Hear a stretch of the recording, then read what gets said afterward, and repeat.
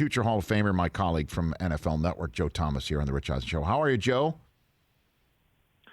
I'm doing fairly well, all things considered, but thanks for having me on, Rich. You got it. I mean, that's a moral victory, and I know that the Browns would like to get out of the moral victory vortex that they've been in for quite some time.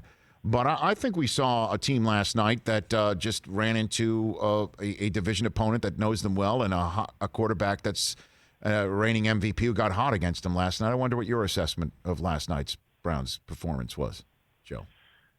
Yeah, as a coach in the NFL and as players in the NFL, you can never lean on and say, well, yeah, it was a moral victory for us, but we know better, right? For the Browns to be able to come back the second time after being embarrassed in the opener against the Ravens and fight back consistently throughout the night and to be able to make it a game down the stretch, prove that Baker Mayfield can run the 2-minute offense, be able to lead those comebacks that you expect a starting franchise quarterback to be able to make. I think they really got a lot of respect. They earned a lot of respect throughout the NFL, and I think they proved something to themselves that they do belong in the upper echelons of the AFC, which was kind of a little bit of a question mark going into this primetime game last night.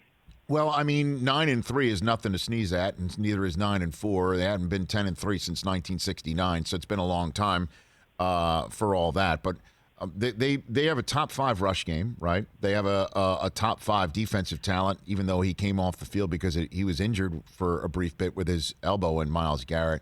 What do the Browns? I mean, how dangerous can this team be, in your estimation, Joe?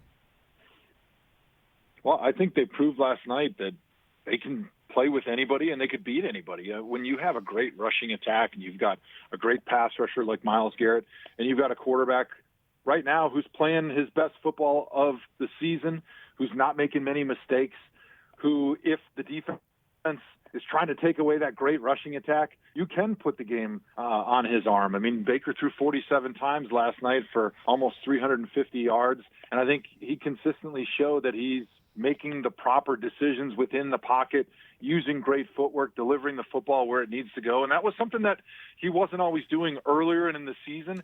And so for him to be playing kind of his best football right now in December, they prove that they've got a chance against anybody. If they're able to get into the playoffs, which I think they will, they're still in great position right now because they've got a bunch of the tiebreakers if it comes down to that down the stretch.